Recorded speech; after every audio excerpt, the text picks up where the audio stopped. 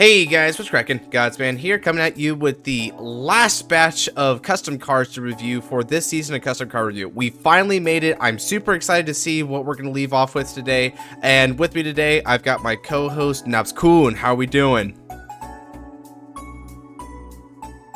Hello, are you ready for this? Because I want these people to show us the true essence of beauty, or something like that. Whoa, 2 trails are crazy. Right. All right, so we're starting with Flare I want to see. I want to see what they got. Okay. I want to see what they got. I will run no more. All right, I will run no more. All right. Dragon dive. I love it so much. So we have grade 1 Illusionist Companion Shine Star Fox. So it's a part of the Illusion Order stuff, which, if you guys will recall, was earlier in this season. So he came back into this later on and threw this stuff down here, which seems to be common with this post, is people coming in retroactively and either throwing in more stuff, or it's just new people coming in throwing in stuff after the deadline, which, I mean, honestly, I'll take whatever people bring. It's sort of my fault for being such a slowpoke on these anyway, and I'll invite more content as it comes along, so F it. What Shine Star Fox does is auto on the back row center, rear. At the start of any battle phase, if you have a grade 3 Vanguard with Nirog, and you have 2 or more Illusion Orders in Soul, perform one of the following. You can Soul Blast 1 to countercharge if you didn't countercharge that turn, but if you activate this effect during your opponent's battle phase, you retire it. If you're not Soul Charge this turn, you can Counter Blast 1, Soul Charge 1, and if you activate during the opponent's battle phase, you retire this unit. Okay, so this is similar to Nabs, what's that Gold Paladin unit from V series? The lady on the horse. I forgot her name. What? She had, but I know what you're talking about. She had a name. She had that effect.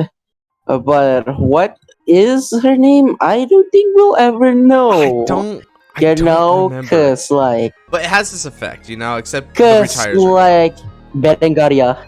It's Berengaria. That's what it was. Okay.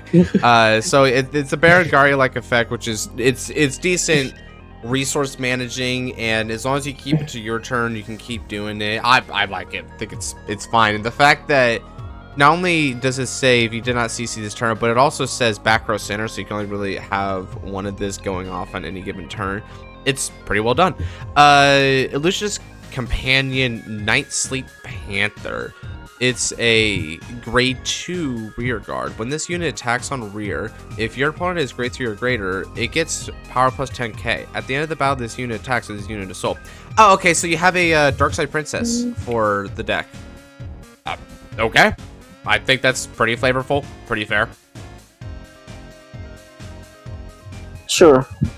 It works. I like it. Oh, and he throws in a little bit of his explanations right there, which, looking at it right now, yeah, it is a cool name. It is a good beater, but okay, so I want to address this to Fairblade. It may not be the most interesting skill, but I appreciate that it reminds me of another Pale Moon card, and in a positive way. And sometimes simplicity is bliss. Some people have this problem with custom cards of making it complete and then doing more. You didn't make that mistake here. It actually looks like a very nice and easy to digest card. You know what you do with it, and it does it well. Gotta love it. Okay, so now we're on to Mortise. So he has a theme. And the theme being, behind the deck was inspired by the art of the Keter Blitz Order, may myself be the foundation of the kingdom. So it's a Keter deck. In gameplay, you gather trash by using generic Keter stuff, then you turn them into knights, aka you upgrade them. So basically, Gold Paladin. Cool. That's cool. No, that's Musketeers. That is very Musketeers. I say Gold Paladin because like they took the ragtag leftover troops and they made them into some kind of serviceable army. Okay, so His Majesty the King. What is this? Doing them dirty. Okay, damn. I like the ragtag aesthetic. Until Gurgi made him look more like a uniform thing. But back when it was like animals and stuff, and it was just Ezel, they weren't no royals, that's for sure. So continuous. All of your knight token rear guards. Okay, so already there's a token involved at some point. Gain intercept and can intercept from the back row. Okay. So these tokens also get shield value. Act Van once per turn, Counterblast and Soul Blast. Choose up to 2 of your rear guards or remove them from the game. For every normal unit removed by this effect, call a grade 1 Knight token in rear circle. Interesting that they specify the grade on it. For every Knight token removed by this effect, call a Knight token that is grade +1 higher than the token removed. Aww. So you can literally upgrade your knight. Okay, so that's the whole upgrade thing, and you use the generic stuff. What's funny is if all you have are like trigger units, like you draw for turn, and the only thing you can call out to the field is a trigger unit, well, you're crap out of luck because it only works on normal units. It's hilarious. So, Royal Successor the Prince is a grade 2 noble, and this is a grade 2 of the ride line, as when it is written upon by His Majesty the King, no space here, lol, you counterblast one. Choose one of your rear guards, remove from the game, and call a grade 1 Knight token in rear. Okay. So, you're already making a Knight token, and you probably get to call something with the effect of the grade 1, right? So, Young Nobility's effect is auto when it's written upon by the prince. Choose a royal servant from soul and call it to an open rear circle. Fantastic. The fact that it's a when wrote upon skill, not written, but again, minor grammar stuff, you'll allow me that. So when wrote upon, you call it, and then immediately, as long as you can keep it there for the turn, you can do that. Yeah, as long as your opponent isn't playing Gondiva, which is what everyone would ever pray for, right? Then you're good. Royal Servant. Auto, when this unit is wrote upon, if you want a second, draw a card. Okay, starter clause. So far, seems kind of cool. But we're gonna have to check out the tokens and the other stuff. Okay, the Knight tokens. The Shielding Knight is a grade 1 token knight with shield 10,000. Ooh, already that's kind of spicy. So you can intercept with these and even intercept from the back row, and they're 10k intercepts. This is a tanky deck. Auto rear. When this unit would be retired or bound by your opponent's card effects, you can soul blast one, and this unit remains on rear. If you have 0 cards in your soul, you may pay this by discarding a card from hand instead. So as long as you're willing to burn burn soul, you can, or burn hand afterwards, you can keep these things enduring past. That is interesting, because that means that a field control deck will sort of be doing the prison type thing of attacking your resources more than anything, but it gives you the choice of whether or not you allow your resources to be drained by their control element. Kind of nice. I do like that feeling. Any impressions so far, Naps? The remove is kind of weird.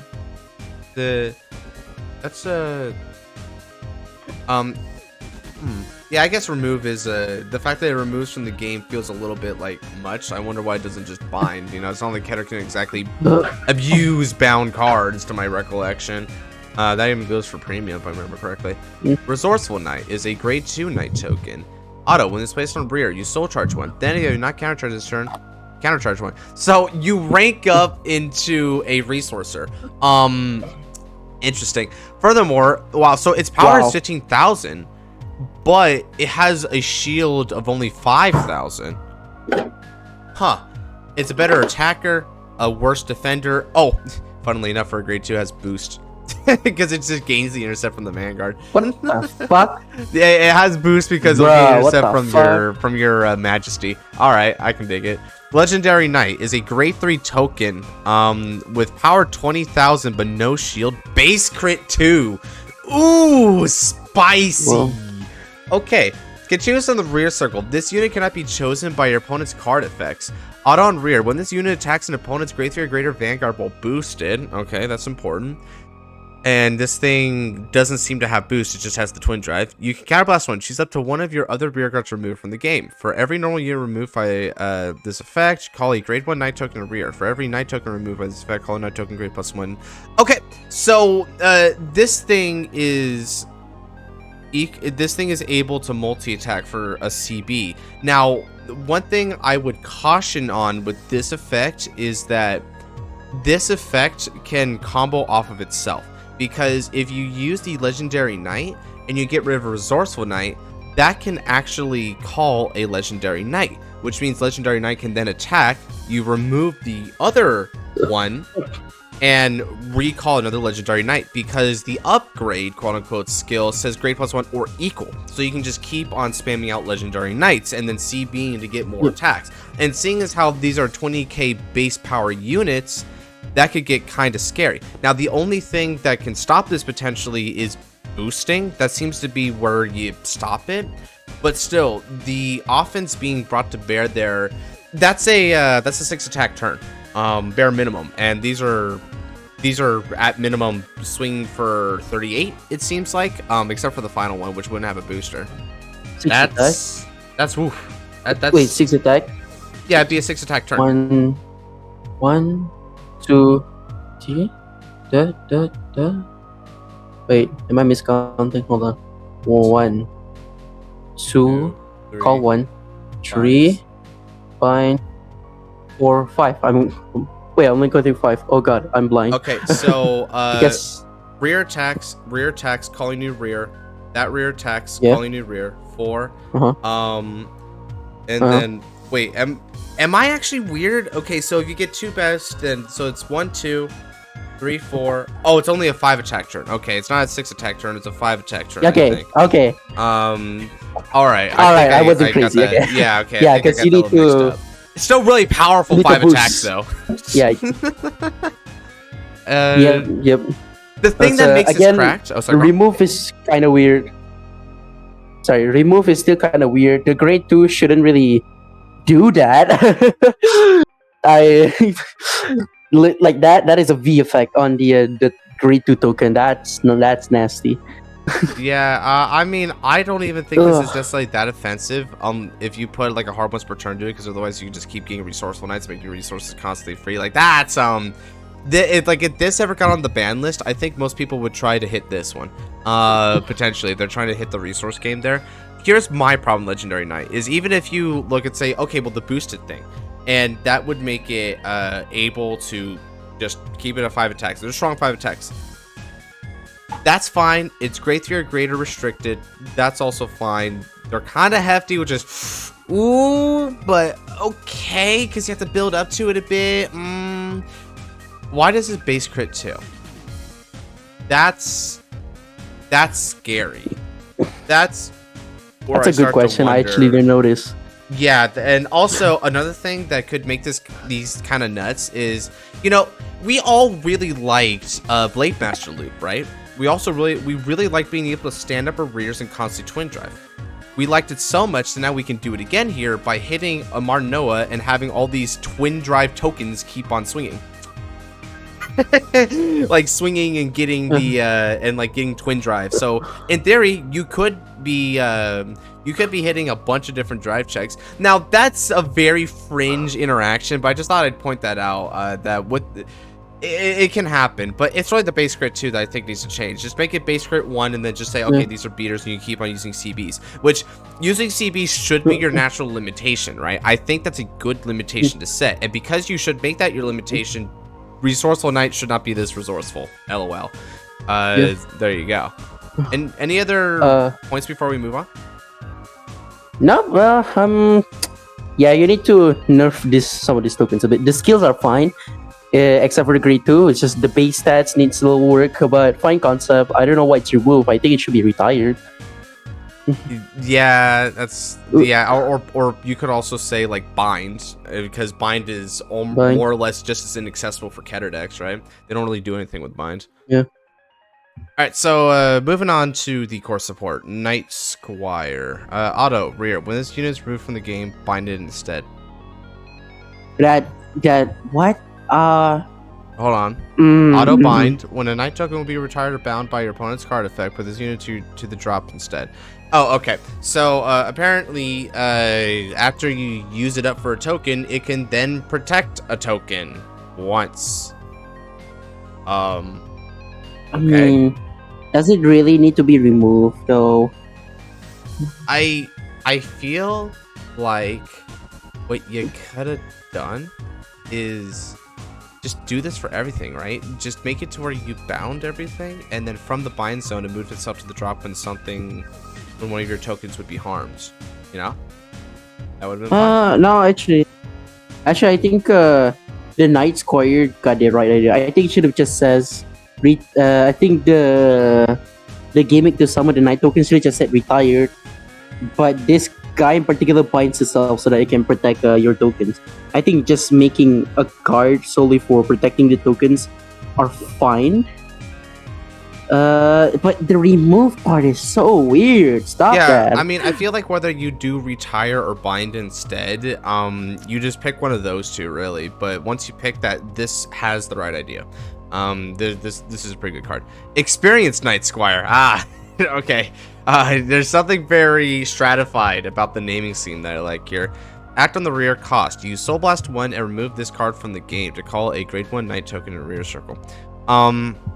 Again, retire, bind, take your pick, and then call the token. You've essentially skipped a step, which is fine because it's skipping itself into a grade 1 Night token, and that's all it does. But it does it for a soul, which as long as you can balance Resourceful Night, the soul should mean something. So I think that might be okay. Because it does say grade 1 Night token, that's fine. Okay, so Her Majesty the Queen, which I'm a little surprised to see that up there, the other stuff. But I guess, it would just be a rearguard grade 3, right? So this rearguard grade 3 has the effect, continuous on rear. If you have a grade 3 or higher Night token or rear circle, this unit gains boost to boost your token. Sure. Cool. What's astonishing about it is the token is 20,000 power, so with the 13k booster, it becomes a 33k, 43 on a persona, right? That's a big mother effer. That crits a little bit much though. You know what you did there. Auto, when placed on rear, you counterblast 1, choose up to one of your other rear guards and remove it from the game. For every normal unit, call a grade 1 Night token. For every Night token, call. So it's the upgrade effect. So when placed on rear, you can CB to upgrade. That. Are we upgrading too rapidly or not? I feel like it's not too rapid. That's okay for it to it's upgrade not. like that. Yeah. I don't think it's too. Yeah, no, it's fine. Yeah, you upgrade, and then you're able to. Then afterwards, you're able to just boost with it. It's a pretty good card overall. I like it. Information, and I guess also in summation because this is the last card. Play this set order with Soul Blast 1 and discard 1 from hand. Okay, I'm liking the cost. Got it. Act Order Zone. Rest this card. Choose one of the following. If you have 4 more Night token rear guards, okay, all your tokens gain 5,000 power until the end of your turn. Okay. All of your Night token rear guards get 5,000 shield until the end of the opponent's turn. Ooh. Again, tank or kill. You pick one. The thing about this card that I think makes this a bit busted is that you can have multiples of it in the Order Zone. So if you sustain the cost for like 2 of these, you can give all your tokens plus 10,000 power essentially for free every turn afterwards. Or perhaps even more dauntingly, you can give them all plus 10,000 shield. And considering that your grade 1 Night token is already a 10,000 shielder that can intercept from the front and back row, those are like a potential 5 20k intercepts. And they protect themselves from removal. That scales way too hard. That's a big fat no, my guy. Here's what you could have done instead, right? What you could do instead is have this thing restricted to 1 copy of itself, right? Just like you can only have 1 copy of it in the Order Zone. Not 1 copy in the deck, but 1 copy in the Order Zone.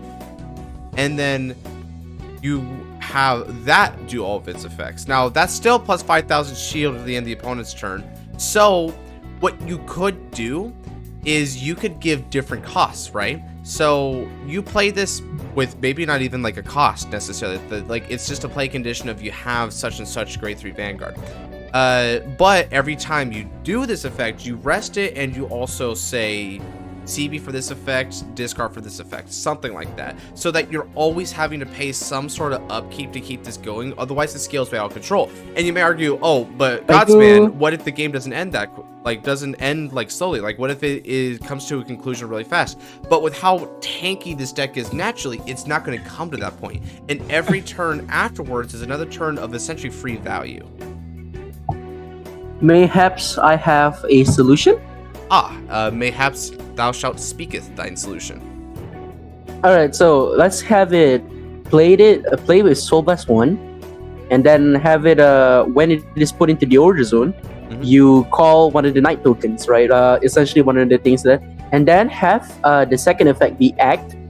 Rest 2 cards in your order zone, and give all of your front row night tokens 5k power, or something like that. Okay. So essentially, then you'd have to assemble all 4 to be able to do that twice, which would be really cracked and high roll. And also it would take time anyway because you can only play 1 order a turn. All right, I think I can dig that. It's also really nice because when you're resting them, you're only giving it to the front row and not the back row. That's pretty important. The only thing about that is I do like the idea of giving the shield value, which is kind of cool. Like you have to choose between sword and shield essentially. But with your version, you're just choosing sword in that case. Do you think there'd be a way to gracefully put in the attack and defense like branching paths? Oh, easy. Just have the cost be the same, but you have to choose one of them. That's it. Okay. Like rest 2 cards in the order zone, and then you choose 5k power or 5k shield. To the 2 front rows. Right. Okay. That makes sense. All right. So those are the suggestions there. It's conceptually a good card, but it gets kind of cracked. But a lot of these other cards are surprisingly well created. Remove is... it feels a bit Dragon Assassin-y. We don't want to go there because it's a bit of a meme at this point. I will say though, it might be more important to provide power and shield to the back row, because the fucking what is the name of the Great Tree token? You're talking about the biggie, the Legendary Knight. Yeah, because you're going to be removing your front row during the battle phase. So it might be wise to make the order scale off the back row instead. Oh, right. That's a good point. Plus, furthermore, when you think about it, you can also boost with the tokens anyway, and so that just transitively gives the power regardless, so it's not interfering with your attack patterns. As a matter of fact, because the Legendary Knight, your attack patterns encourages that. That's not a bad idea. I like that idea. Okay. So overall, really cool stuff though. I think the concepts are really there, and it's produced in a way that's not only fairly balanced for the most part. There's a couple things here that needs to be changed. Include the resourceful night and the information need to be tweaked up a fair bit.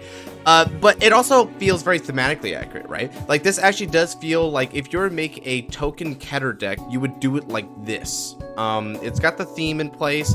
It's got the essence of the playstyle in place, and I do appreciate a Keter deck that is a lot more tanky in nature, because we don't see a lot of inherently tanky Keter decks. Now, there's Keter decks that are rather tanky because they just get massive amounts of card advantage, like Youth, but they're not designed to be tanky by their very nature most of the time. It's just a byproduct. But this one actually is all about establishing board, protect with board, and go from there. It's kind of reminds me of Malkuth in an interesting way, but token based, you know?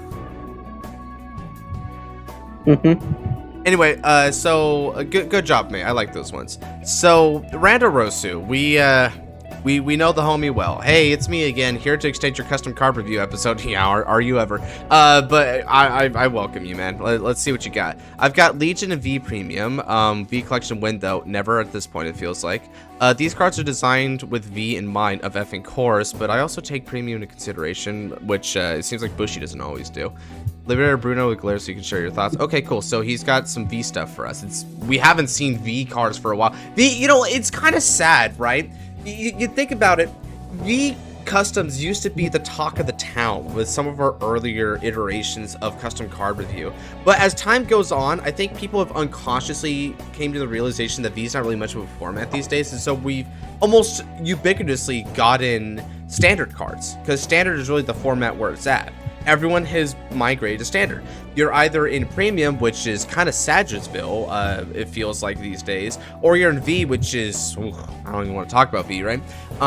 So yeah, it's weird seeing how that has transitioned. Okay, so Revenger, Phantom Blaster, Abyss. Okay, I've seen a few of these takes on there you. Let's see which one this is. So auto on Vanner Rear. Ooh, Vanner Rear. All right. So, and this is the Legion leader, by the way. When placed other than during your battle phase. Okay, spicy. Counterblast 1 and return 2 normal units from drop to the bottom of your deck. So that's the Legion effect. Search your deck for up to 1 Blasta Doctor Revenja Abyss from your deck and call it to rear. If your opponent's Vanguard is great 3 or greater, increase or decrease that unit's power to this unit's power until end of turn. Okay, so since it doesn't say original power, if your force marker stacking, getting a crap ton of power. That's pretty wild. Yeah, oh, it says right here, yeah, include force marker's power. Yeah, so that's pretty wild. Now there's a second effect, which doesn't include spacebar because Sagers for my reading eyes. Auto Van circle once per turn. At the end of the battle, this unit attacked. If this unit was placed this turn, good. You're keeping the RPVA flavor right there. You counterblast 1, retire 3 rear guards with Revenger and their card names. Stand this unit and a Blaster Dark Revenger Abyss, and they get drive -1 until end of turn. Okay, so I mean, I get it, right? So you when placed, and you can essentially you're just going to be placing this as a byproduct of writing it for the most part. So you CB to call, but you also get another CB and retire 3 in order to get to restand. So it's still CB2 and retire 3 for a lot of it. You're not recycling a lot back. You're also not recycling back any triggers with this, which is an interesting balancing aspect. But Blaster Dark Revenger Abyss is pretty goddamn beefy with this card. Thinking about it, you can run a lineup of RPBA and Dragruler Phantom, because Dragruler Phantom can straight up tutor this from the deck. So during the ride phase, because that's not the battle phase, during the ride phase, you tutor this from the deck, and then this guy can then tutor out an RPBA, and bada bing, bada boom, for the price of just riding Dragruler, you've got yourself your front row. That's pretty powerful. So Blaster Dark Revenger Abyss, because Blaster Dark Revenger base is just a pipe dream at this point. So Vanner Rear, when placed, costs Soul Blast 1 and retire a rear guard. Choose one of your opponent's front row rear guard and retire it. If you cannot retire, your Vanguard with Revenger and its card name gains drive +1 for its first battle it attacks this turn. Pretty V, but I like the fact that it's only limited to getting the drive for the first battle. That's cool. One thing that's kind of funny about this is because it's not RPBA locked, you can literally grant a drive to any of your Revengers. I guess if you want to make Mordred feel really good all of a sudden, make Mordred triple drive and drive really hard to hit those crits or something. Bro. At the end of your turn, Revenger. If you have no back row rear guards, thanks Dragruler Phantom, you're good. Cost retire this unit and draw a card. Wow, you know, this feels so good with Dragruler. Raging Fall loves this. Yeah, you literally lock it, and then at the end of the turn, you just flip it over. Now, the one thing is that it says if you have no back row rear guards. So, yeah, it's the first effect. I'm mostly talking about the first effect. You know what Raging Form does love though? Not Raging Fall, but Raging Form. You can call this off of RFD. If you so let's say you're doing the triple RFD, right? And so on your third RFD, you've already retired your entire field. You CB1 to call this from the deck, so it's the only rear guard on the field. At the end of the turn, bada bing, bada boom, you're able to retire it in order to get the extra draw. Alternatively, what you could do is, with the nature of this, because it's a win place skill, you could swing a rear column, swing another rear column, swing van column. After a van column being RFD, you use RFD skill, you retire you retire 3. So let's say it was just 4 rear guards, boom boom, right? You didn't invest the 5th. You retire 3 of them. You call Blaster Dark Revenger Abyss, use its skill to Soul Blast 1 and retire the other guy that you boosted with, or whatever, right? Now you've once again cleared the field, you gave a drive to your Vanguard, and also you get to retire it and draw a card afterwards. So it's more of a mid-range way to play RFD without having to invest a bunch of different retired rewrites. I like that a lot. This works with just about any Revenger in some capacity or another. It's kind of crazy when you think about it. So Revenger, Darkbone Trumpeter. Grade 1 usual stats. Auto, when rode upon. Ooh, it's alternative to Rakia. When rode upon, you may call this card to rear circle. Classic. Auto rear. When placed, if you have a Vanguard with Revenger in its card name, you may call a grade 0 with Revenger in its card name from your soul or drop zone to rear circle. Ah, yes, as if writing over Crisis Revenger Fritz wasn't already the technically correct choice. You can now make it the super correct choice. The thing about it is this is drop zone, so I guess, you know, if you Soul Blaster Fritz or whatever. And this is a hard once per turn. Naps, calm down. So I'm not commenting on any of this. Go ahead, my guy. Let's see. Fun. So, okay. You know what's funny about this? What? Works as RFD. Uh-huh.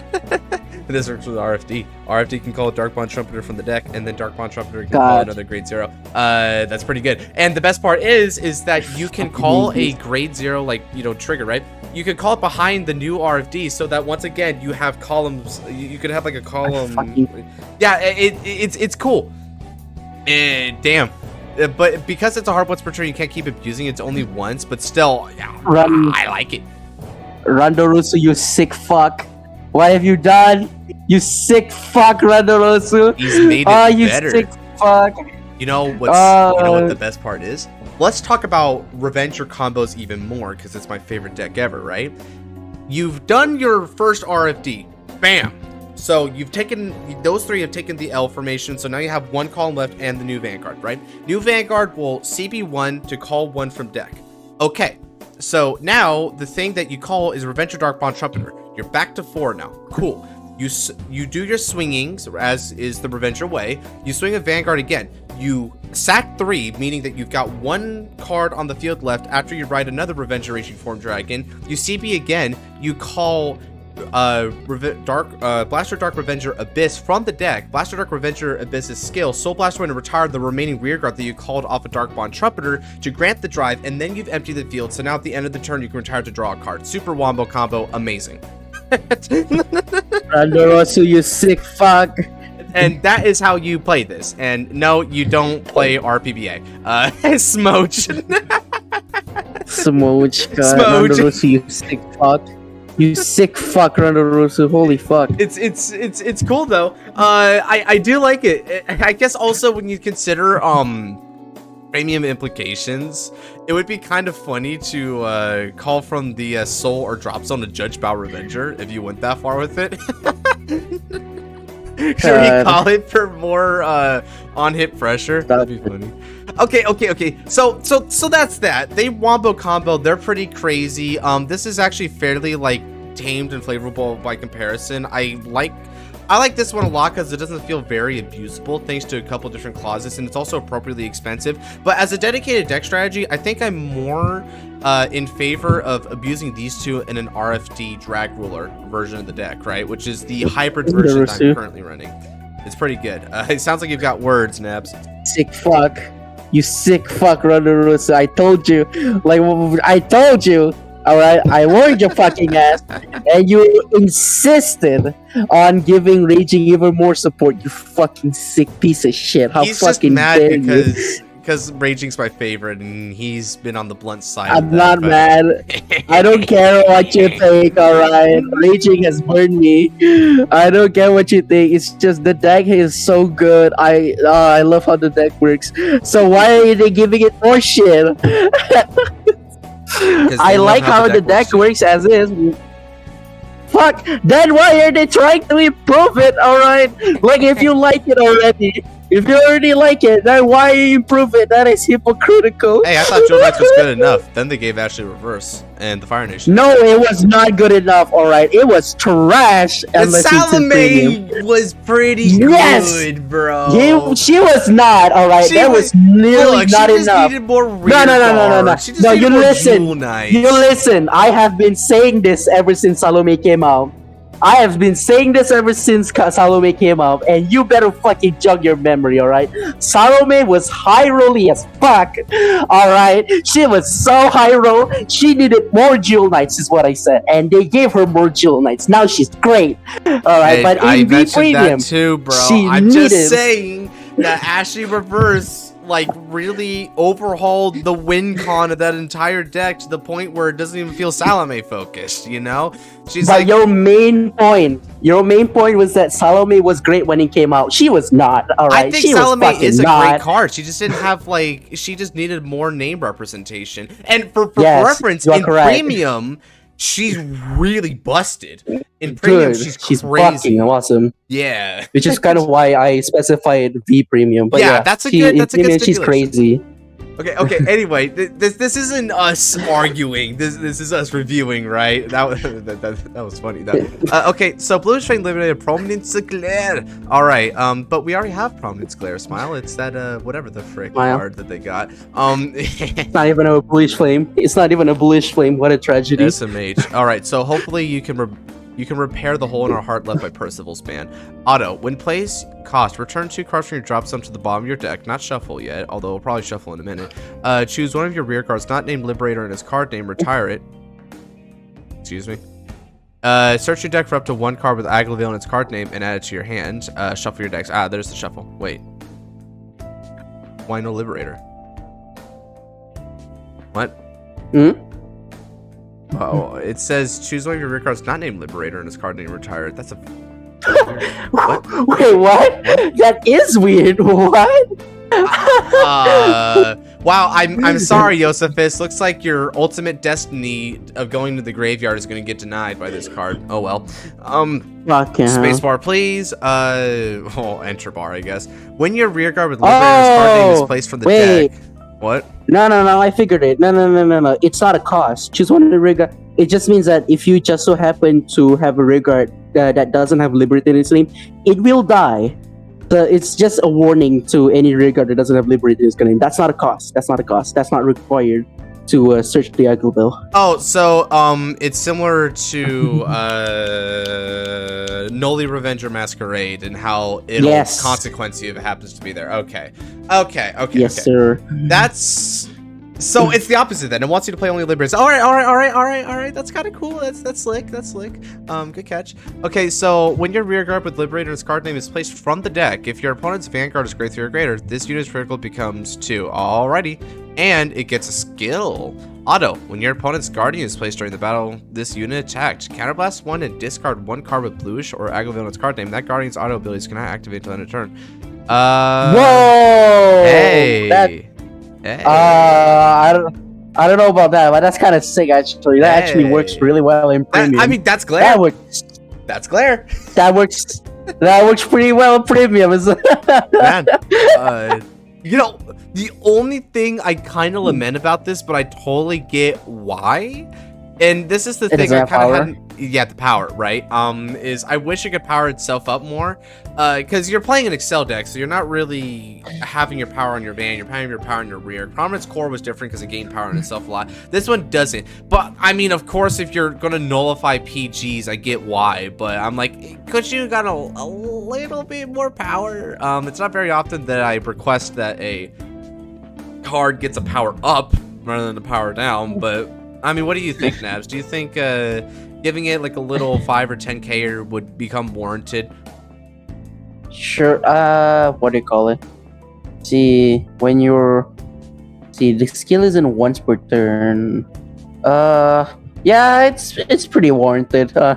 It's pretty warranted, honestly. Yeah, I would probably say so. So just give it a little. At least like 10k. At least 10k. Come on, give Glare some glaring makeup, you know what I'm saying? Yeah, because if you give it plus 10k, right, and let's say you're boosting with like a Gorbaduck and it survived that effect, right? You called it after the fact because you're Gold Paladin. You would be essentially swinging for 35 if my math is correct. I think you need to forget it because the second skill literally says. Wait, when your Vanguard Liberator is placed from the deck. No. Look at a con. This unit can only be boosted by Liberator. Never mind. You nasty piece of shit. Oh my god. All right, Josephus, come back. There is no Dindrain.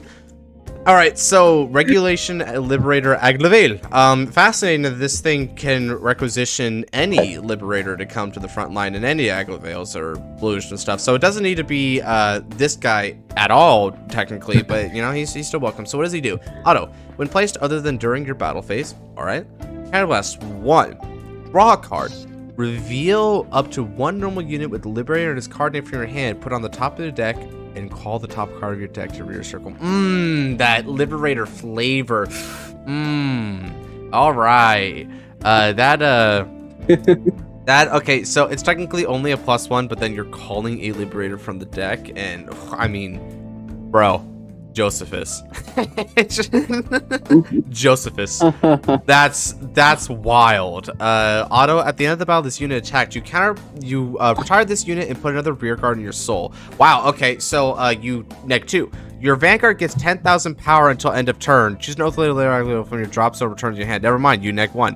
And your Vanguard gets 10,000 power. This is the power I was wondering about. Wow, if you can get a lot of these guys going here, that can be really powerful. And if you're rewriting the Prominence Glares, you can recycle them. Now, one thing I'm curious about is this auto when placed. Is that a van only skill or is that a van or rear skill? Because if it's also a rear skill, then this could get a little bit out of hand.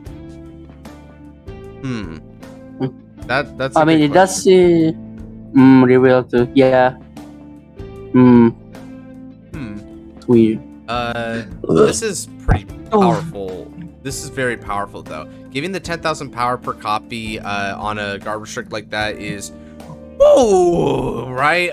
That could be scary if you stack it up enough, but you have to stack it up enough, and you're making a Vanguard centric offense. But also, it's the CB skill that's like, wow, okay, because as long as you have a Josephus in the hand, you can essentially make the CB not a CB. You Soul Blast 2 in order to countercharge and draw 1.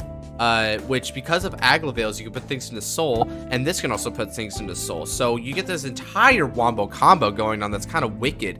And because you can return an Oath Liberator from the drop zone to the hand, yeah, that's another aspect of recouping your card advantage to the hand. This is a nuts card. That's wild. Deathly Silence Liberator Curdle. It's a grade 1. Okay, so auto when placed. I actually question Nabs. Is Curdle actually a Liberator? I've just never heard of him. Curdle, that's not a thing. I don't think. Okay, I was wondering because I never heard him before. Oh wait, no. Oh, never mind. He is a thing. Holy shit! Whoa. I just looked him up. He is a fucking thing. He's from the Genslet trial deck. Hey guys, go on a trip with me real quick on my favorite rocket ship. Curdle. Little Einstein. Vanguard. Yep, it is a thing. CB1 gets one. Oh, it's the Bale Brit for Liberators. That's funny. All right. That's bet. Sure. So, what do you do, Curdle? Welcome back, buddy. It's too bad your format's collapsing all around you, though. When placed, look at the top 5 cards of your deck. Reveal a grade 3 or greater card with Liberator's card name added to your hand. Ooh, that's a free +1. Naughty. You must discard a card from hand if you add. Auto, when placed from deck, retire this unit. Choose one of your Vanguard and get it 5k into end of turn. All right. Look at 5 cards to the top of your deck. Call Liberator from among them. Put the rest on it. Whoa. Chill. Not only is that a +1, you're already giving power to your Vanguard, which has a guard restriction, so that's dangerous. I like the little power boost, though. But it shouldn't be coupled with another form of multi-attack, which can dig pretty deep. This is top 5 we're talking about, not top 4 or top 3, top 5. And it's looking for something that could end up being a Regulation Liberator Agravail, which gives another 10,000. It can get another Oath. It can put stuff back on top of the deck, right? Like, that's wild. I don't know about that, man. I don't know about that. Now, it won't do this part during the battle phase, but it will still do this part, which is kind of wild. Like, no. No, that's too much. It's too much. You gotta ease this one in. I'm willing to let Agravain be kind of this crack because honestly, I don't really know where to stop with this one. And fine, they can have it. This one is perfect though. But you gotta do something about my buddy Curdle, man. I mean, don't get me wrong. I think he deserved more than CB1 for plus 1k, but surely there was a compromise along the way, right? Holy crap. Any suggestions, Nabs?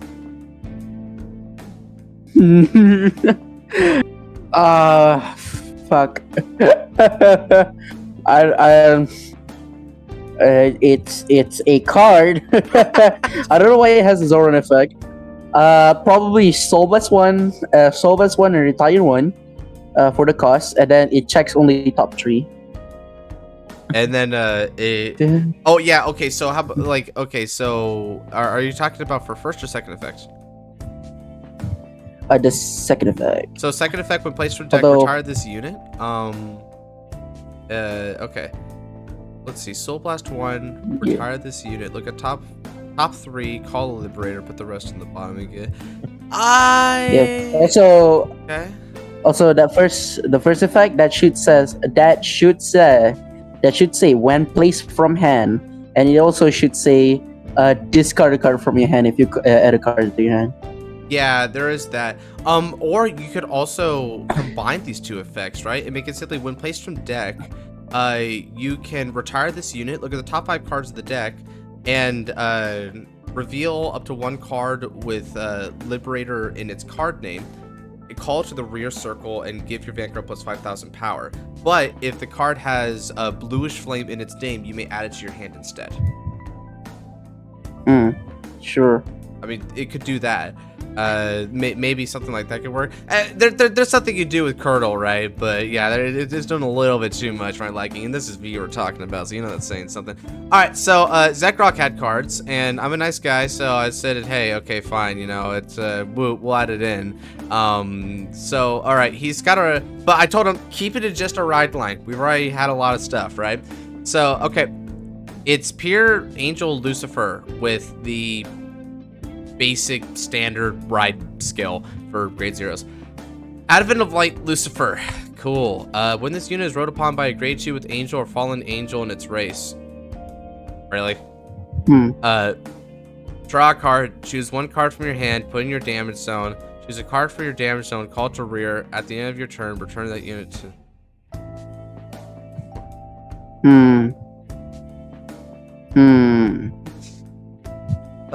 Draw 1.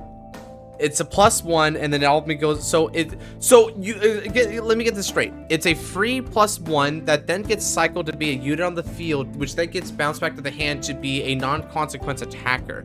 You've combined the that's fascinating, but at the same time, it's a little bit much. Why does it self-bounce? I feel like the self-bounce is a little bit too much of the cherry on top, you know? Like, Yes. Yeah. You also might want to put a Soul Blast on this one, buddy. But okay. Oh. It's something. Let's see. Rebel of Freedom Lucifer. This is starting to sound like Youthberg, but for Angel Feather. Auto. When this unit is rode upon by a Great 3 with Angel or Fallen Angel in its race. Okay. Choose one of your Vanguards. Deal it 1 damage. Choose 1 card from your damage zone. Alter an open rear circle, and at the end of your turn, return up. I guess it's non-negotiable, the whole self-bounce thing. Paradise Lost Lucifer. Wow. Continuous on Van. All cards with Angel or Fallen Angel in their race put into the Guardian Circle gain shield plus 5,000 during your opponent's turn. If they Persona Road on their turn, gain 10,000 shield instead. Wow. Alright. So they're tanky. Auto Advance Circle once per turn when the unit attacks a Vanguard or when it is attacked. Ooh. Counterblast 1, Soul Blast 1, choose 2 cards for your drop zone, put them into your damage zone, choose 2 cards other than, choose 2 other cards in your damage zone. It doesn't say, face up. Call them into rear circle if it was your turn, call them to Guardian Circle if it was your opponent's turn. So it's either 5, dude, you're either getting 2 free potential, like, shielders that gets, like, 10,000 power, while counter-charging 1. mind you, or you're getting 2 extra multi-attacks. Why? Ooh. I only have one question for God. Why?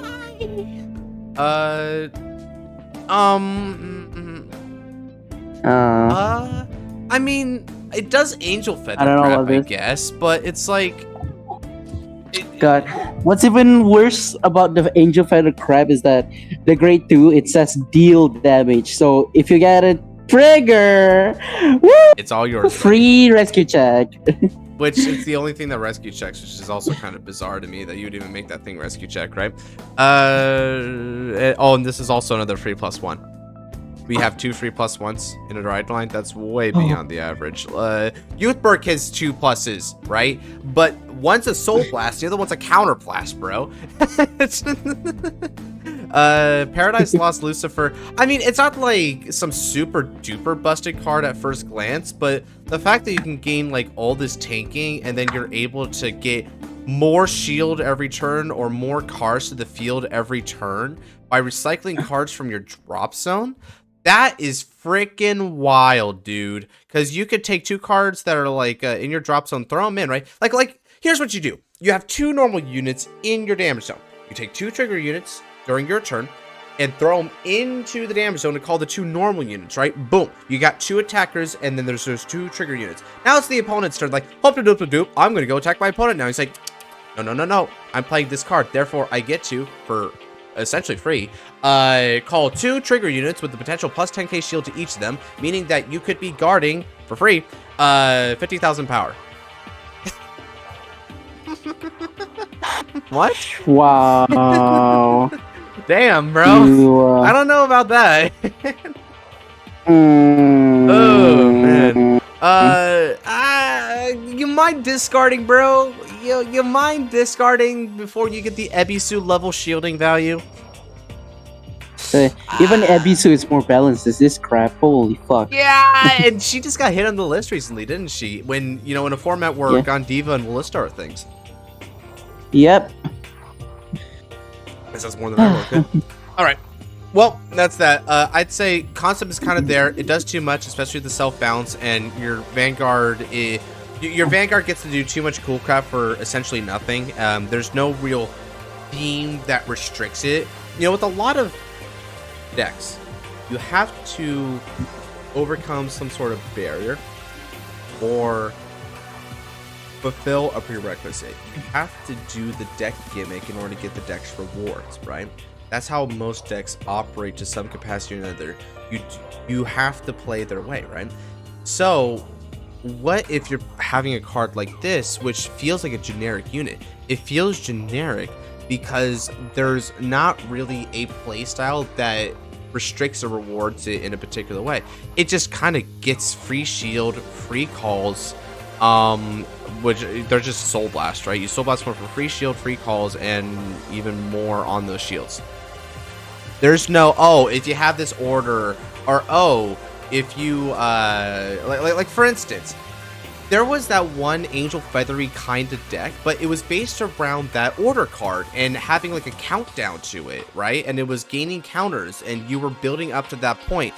That felt better because it felt in tune with that tempo and everything led to that end goal.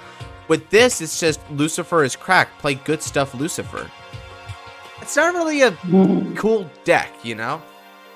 Speaking of countdown, I love you, Mike Deck. A daily reminder about how base those cards were. Inverse Fate. This guy posted 3 hours ago, and I'm like, oh wow, you barely got in, bro. But I'll let you in. I'll refresh the page. So it's your boy back from the deck to get some brain dead Bruce cards. Thankfully Bruce isn't really brain dead inherently these days because of Imans. Love you, boy. This time I'm just saying F it and letting the deck pop off on turn 3. Clean, simple, probably destroys several careful design decisions when working around Final Rush. Alright, so if these things are busted, at least he fully recognizes that, so we don't have to worry about that.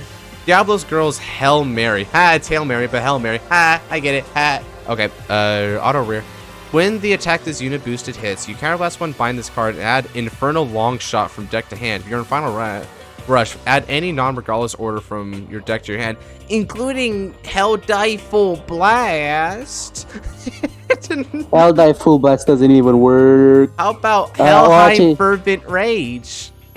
That also doesn't work because all those things cards do would so Hellheim Fervent Rage would only countercharge, and Helldive Full Blast would only CB1 and draw, which could be good, but you know it's so not worth it. You know what's funny? This is Garden Grade 4 Bruce because if you were trying to get those, because it would work for free. Grade 4 Bruce from the Final Rush thing. If speaking of which, continuous rare. If your Final Rush.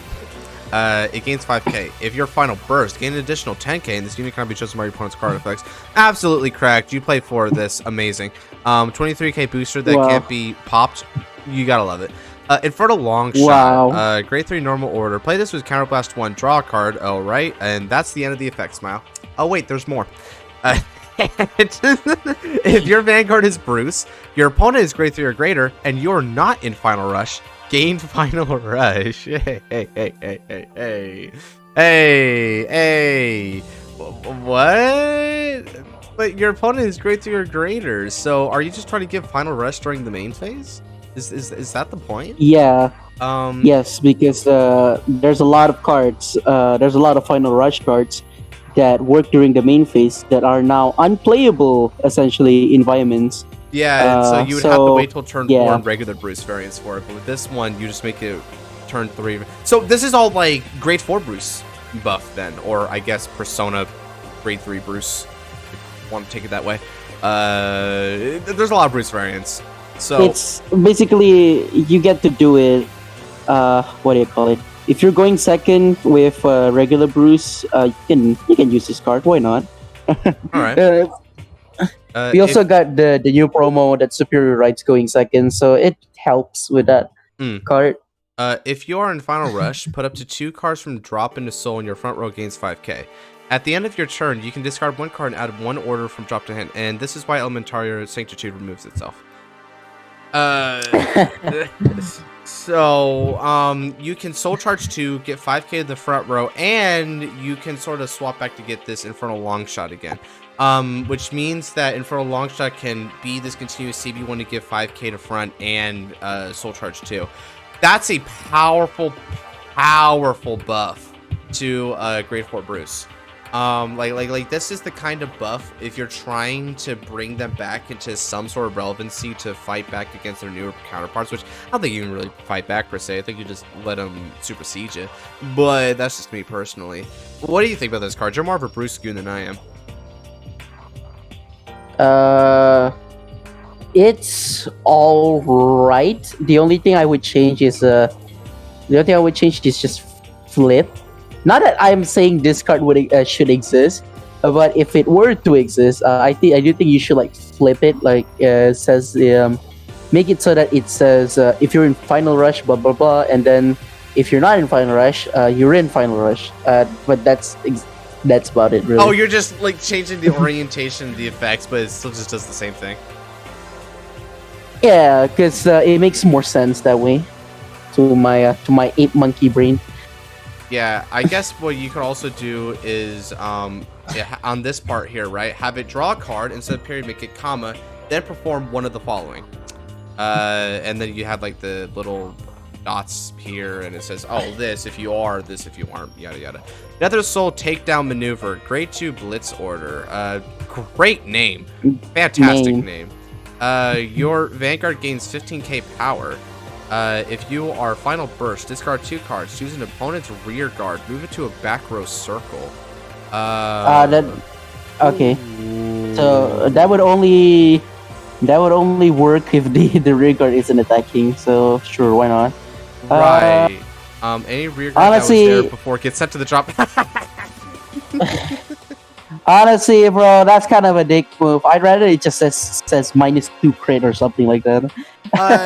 Honestly, I kind of like that though. That's really inventive, and essentially what you've done is you've tackled them to the back, which is kind of that's neat. Now, one question I have: this says your Vanguard gains 15k, which I'm going to assume is power, right? Because if it's shield, then LOL. But if your Vanguard gains 15k power, is it until end of battle? Because it should be until end of battle. Because it's until end of turn, it's busted. But I'm gonna assume it's he bent until end of that battle. Right. I normally I would say, oh well, it's nonsense school say on the turn, but seeing the cards that would suggest otherwise. But yeah, okay. So gain 15. So it's a 15k shielder essentially, and then you could disrupt some rearguard shenanigans stuff. Yeah, and because it's final burst locked for that, you've essentially Vehemence locked it, which works. Yep. That works. Sure. I kind of like this one. I think this one is really cool, especially because it doubles down on Vehemence being the tanky variant of Bruce. It makes it just hard to kill. Like you can knock it down, but it's not going to stay down. That's really nice. He kind of made some cool. I gotta admit, for this guy saying "F it," I don't care if these are busted. I'm riding my heart out. These are more even keeled than they're a lot pretty of balanced. They're pretty fucking balanced, bro. I ain't gonna lie to you. They're making it easier to use. They're making it easier to use Grateful Bruce. Finally enough. Yeah, right. Like for instance, this right here is pretty goddamn cracked, but make it a triple R and I'll forgive it, right? Right? Like it's not that bad. And then with this one's like it does a lot, but because it's mostly valuable for grade 4 Bruce, which does need kind of an upgrade at this point to stay somewhat relevant. It's fair, and this one we already talked about a lot. Like, yeah, good job, man. All right. Okay, so quick note, you may have noticed this Reddit page is at its end. You think, is it? Is it over? Not quite. Take a journey with me. So apparently not everyone knows how to access Reddit. So I did my boy Giancarlo a solid, right? Because I want to be the homie. So he has some cards to read, and these will be the final. He wants to be nice, but Josh wanted to be nice. But if he had asked me what I think, I would have just said, if you want your cards read, right, can get a Reddit account. So beat it, clown. It's kind of funny. It's kind of funny. But I was like, yeah, that's weird. But at the same time, like, whatever. I mean, hell, Vanguard Insider didn't do it. He's like, I don't have Reddit, or I don't know what the frick his excuse was, but I did it anyway, right? Okay, so great. So this is the Gilgamesh ride line, and it's a Dark States deck because everything is Dark States these days. So Born from Hope Gilgamesh. When wrote upon, win second, draw a card. Cool. If you went second, a card. If you went second, a card, bro. A card? What do you do with it? You draw it, bitch. Get it. This is what happens when you're like snorting lines of coke at 3 a.m. just typing down at your college paper. You're skipping steps. So, grade 1, aspire to be a legend Gilgamesh.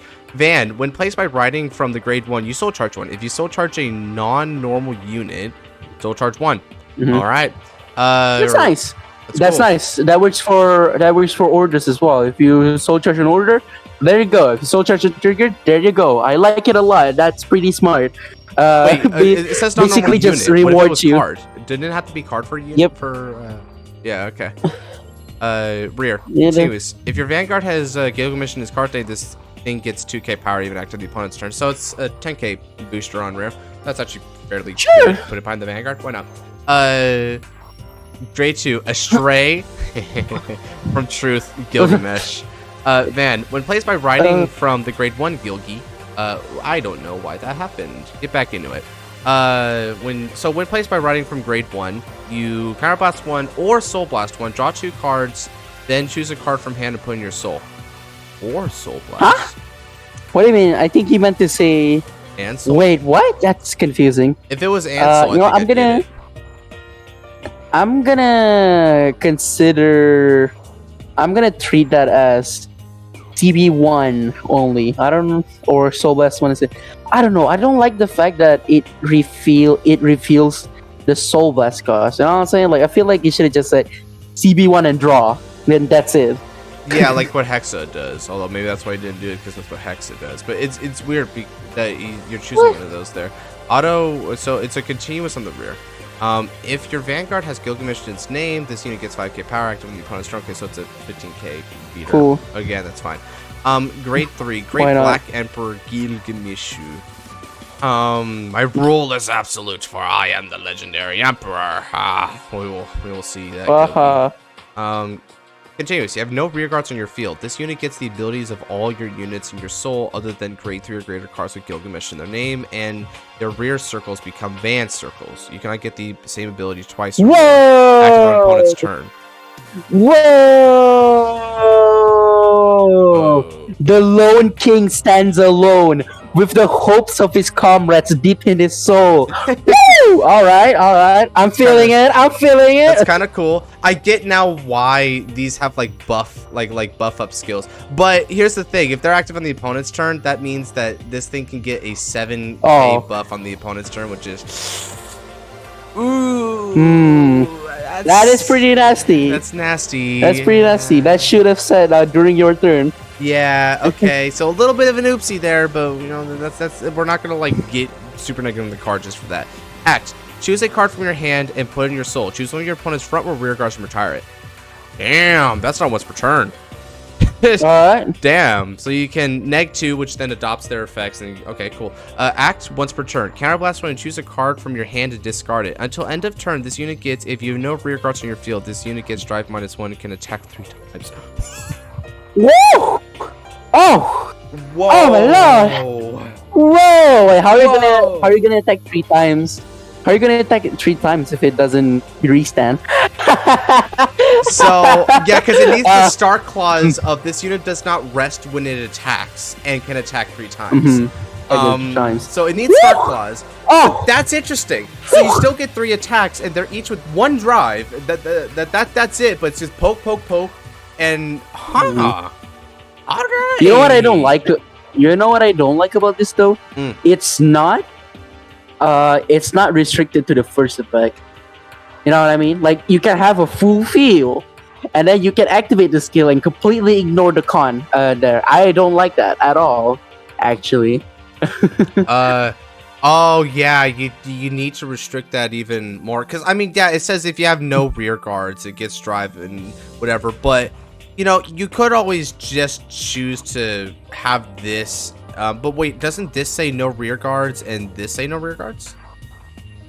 If you have no, oh, sorry, my bad. I completely missed that. Oh, I thought never you were mind. just commenting on It's this not needing any like no rear guards. I'm like, but that isn't really that. No. That first one, that first effect is completely fine. I will say though, I think you might be able to be a little bit merciful and say put a rear guard into soul. Then again, it's not once per turn, so you know. Yeah. And I think the fact that it asks you to like dedicate hand is stronger than dedicating rear, because you could always just call hand rear and then that fills it up. But if it forces hand, then that means if all you're holding are trigger units, baby, well, you're gonna have to get rid of them. And trigger units don't really give you meaningful effects. It is kind of sad though, because like if you accidentally call something or you're forced to call something, boom, this guy doesn't work anymore. Yeah. Better hope you call interceptors. It would be so wicked if he's like, okay, I thought of that. Let this retire any front row rear of either fields. I will annihilate my own units so that I will remain the one sovereign. You know, this has literally got the feel of the Rebirth. I like that. I like the feel of the Rebirth of get rid of their units. You're attacking 3 times. It is just your Vanguard doing it. He alone shall be the one to rule them all. Like it's got that flavor to it. So yeah, this is kind of nice. It looks kind of cracked at first glance.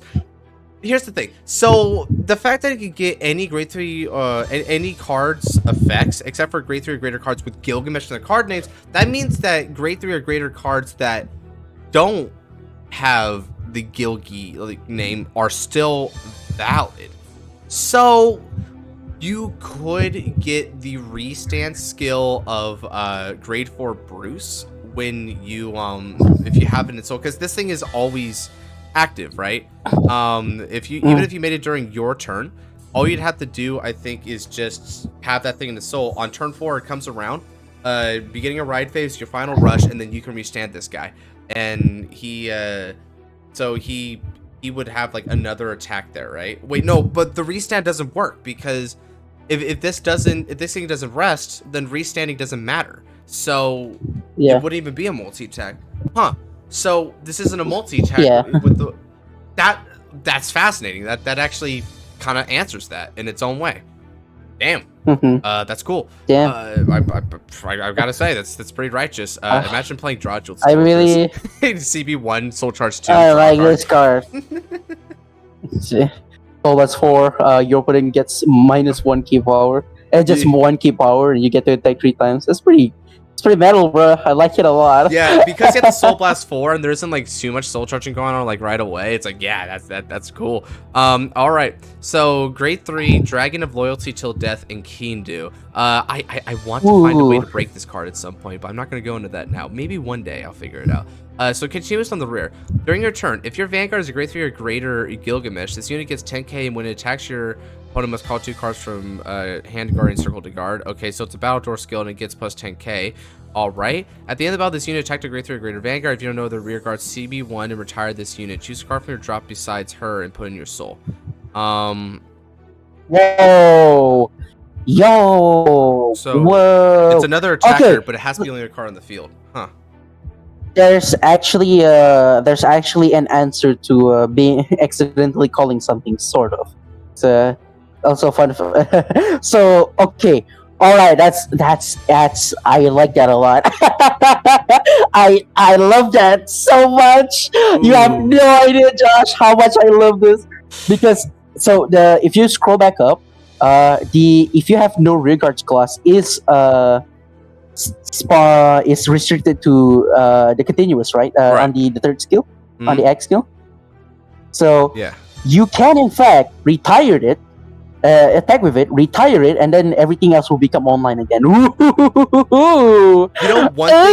know one thing that's spicy though? Because this thing turns rear guard circles into Vanguard circle effects, that means this dude can get her skills to battle door. Ooh, you know what's doors every time what's even funnier? What? You know what's even funnier? It can retire itself.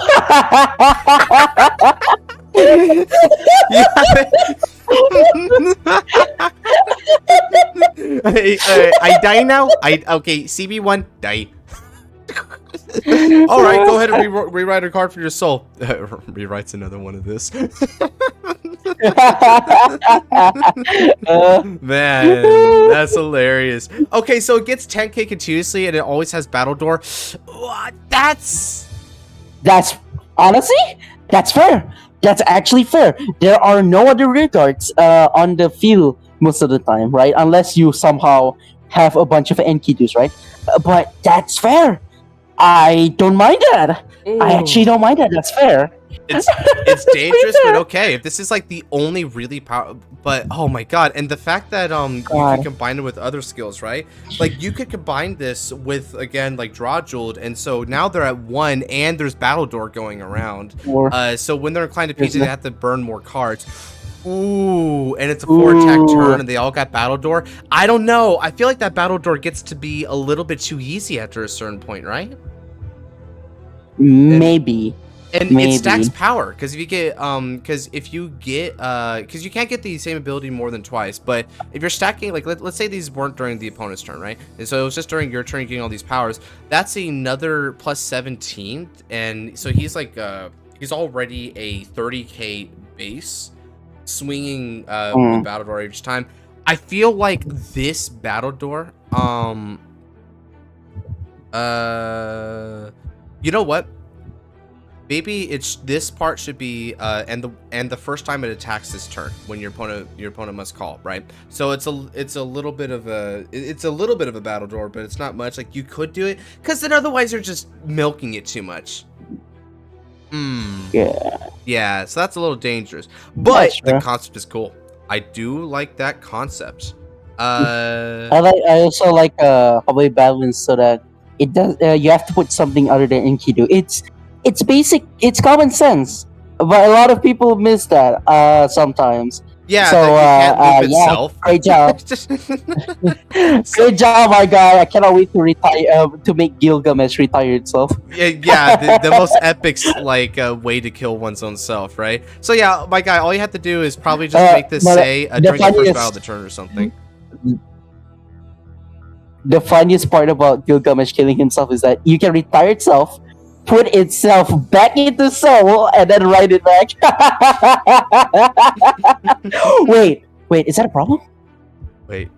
Oh fuck! That might actually no. That might actually make it so that it can attack for the 4th time. Wait, Oh. no, that's not Wait, true no, that's because a it loop. gains this. It gains the skill during an act turn of the main phase, right? No, Josh. It's a loop.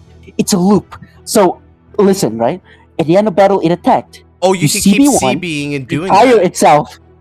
Oh, Yeah, it can retire itself. Put itself back into soul. Have it right back into itself per the game's ruling, and it writes itself back as Stan. So you can keep doing that as ICFCB. Ooh. So what this means then is you attack 3 times. On the 3rd attack, you start looping this. Yes. And it all has battle You door can actually do that. Wow.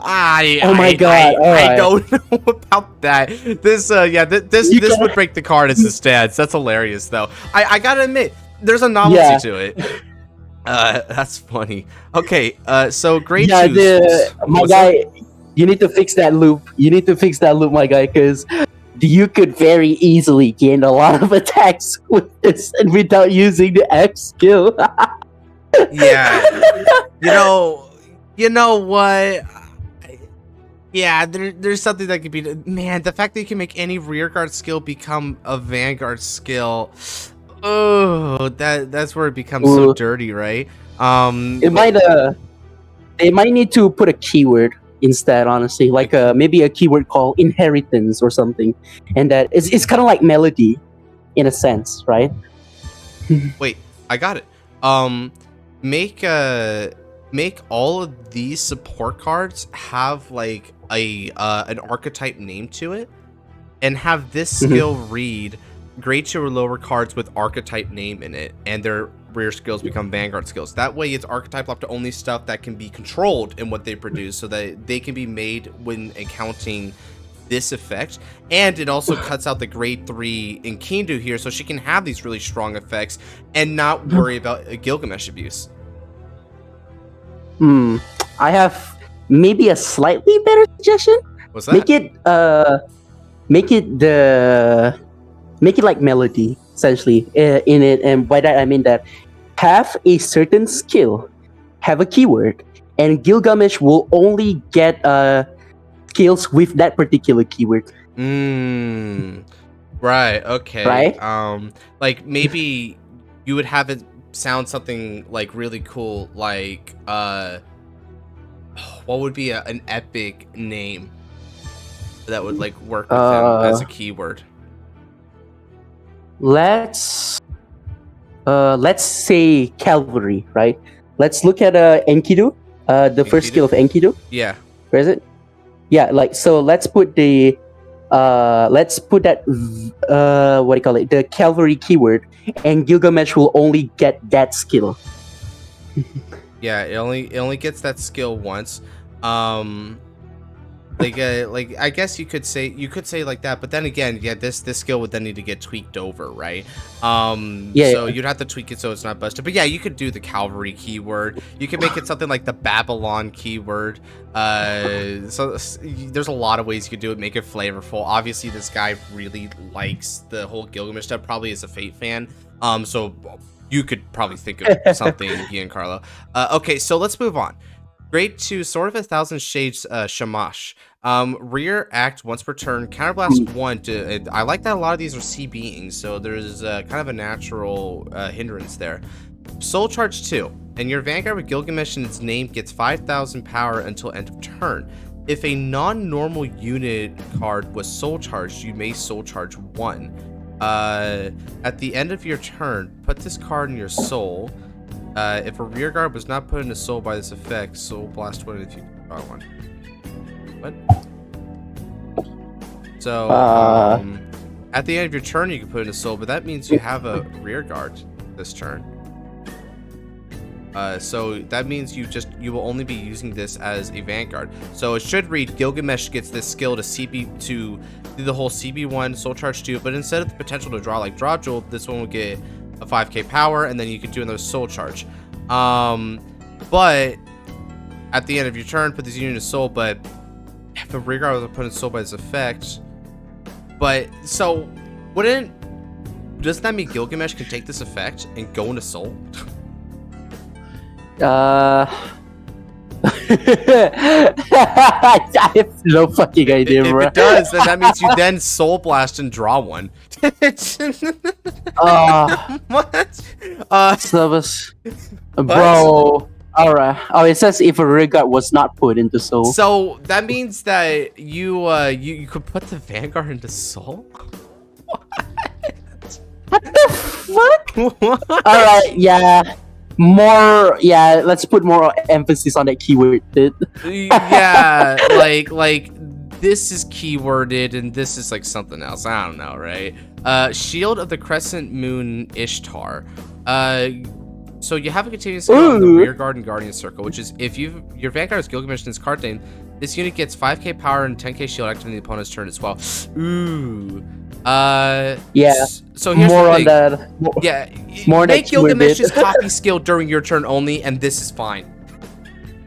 When this unit is placed on Guardian Circle, place your Vanguard on the Guardian Circle. If your grade 3 or greater Vanguard with Gilgamesh in its name is attacked, and you have another version of this Ishtar in the soul, you can counterblast one to give this thing 10k shield. At the end of the battle, send from your soul to the drop zone.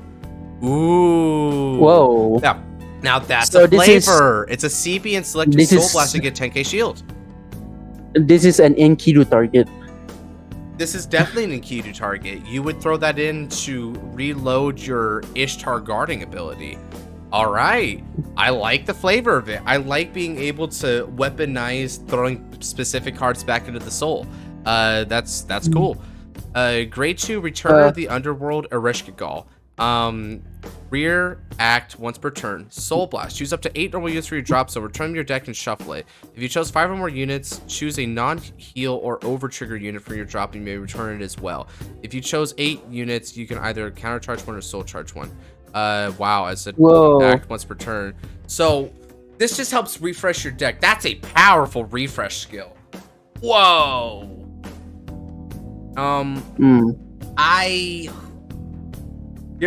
Your deck will basically not have triggers after a certain point. Like other than maybe that one that you're throwing back in. But wow. That seems like a little bit too much recycle, don't you think? Like, huh? Probably. It doesn't even have a cost. Yeah. Does it have a cost? It has a soul blast. The soul blast, motherfucker! What? Okay, why does it soul charge though? That's what I want to know. It should have just said. It should have just said soul blast 1, recycle like 5, and if you recycle 5, counter charge 1. If you recycle 5 and you do not counter charge this turn, counter charge 1. Yeah, there you go. Leave out the trigger stuff. Leave out the soul charging. Okay, fine. It's just a recycler.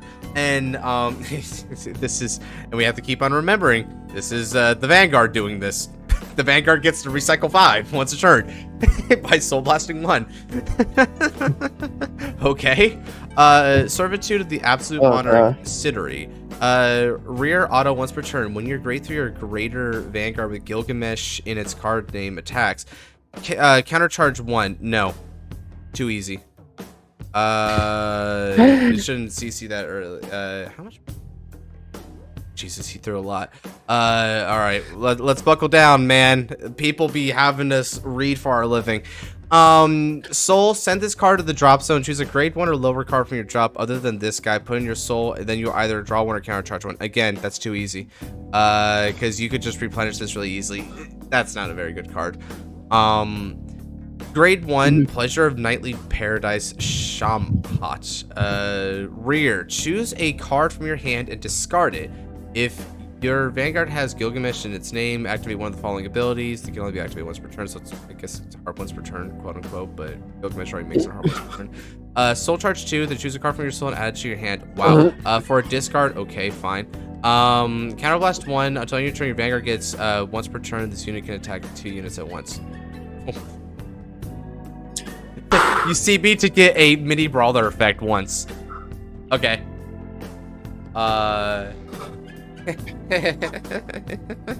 Okay.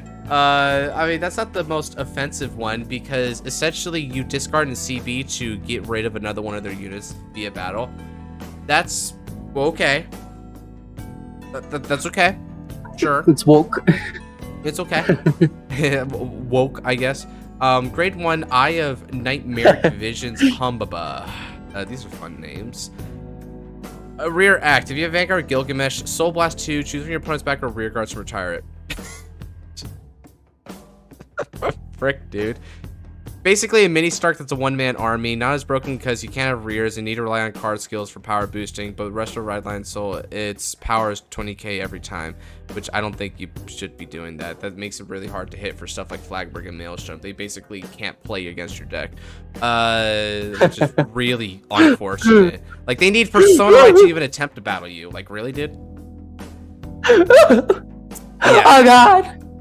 Oh, God. So... the concept is fascinating, and there's some really neat interactions here. But then there's also stuff where it's like, yeah, obviously this is very exploitable and broken. But still, I think that it gets maximum style and flavor points. I couldn't help but love reading this because of how innovative it was, despite it being over the top. You know? Youthberg card, great. So yeah, he's got stuff for like Drawjeweled, Youth, Leonor, and stuff like that. Neat. Okay, and with the announcement that came just recently, I guess we already know what they're gonna end up being. So grade 3 Youthberg Revolve Form Unrest. Don't you mean full blast mode? So Vanguard, when it's placed on VC, I like how he has VG here with a VC. So when this unit is placed on the Van Circle by Overdress, thank God, because some people forget the Overdress part. Again, I'm gonna be really harsh about Youthberg cards. Prepare your anus. Soul Blast 1 card with the Revolve form in its name. All right, until end of turn. Reduce your opponent's Vanguard's power to 1. Whoa. Then look at top 5 cards of your deck, and there's a Revolve form. Whoa, where is add it that going? card to your hand. This unit gets +1 crit. Then shuffle your deck. Why is it still going? One card and call it your. Why is it still going? Why is it still going? Why didn't it stop at reduce 1? Then you get to plus and get a crit. You may choose 1 card from among them and call it your. So you. Why is it still going?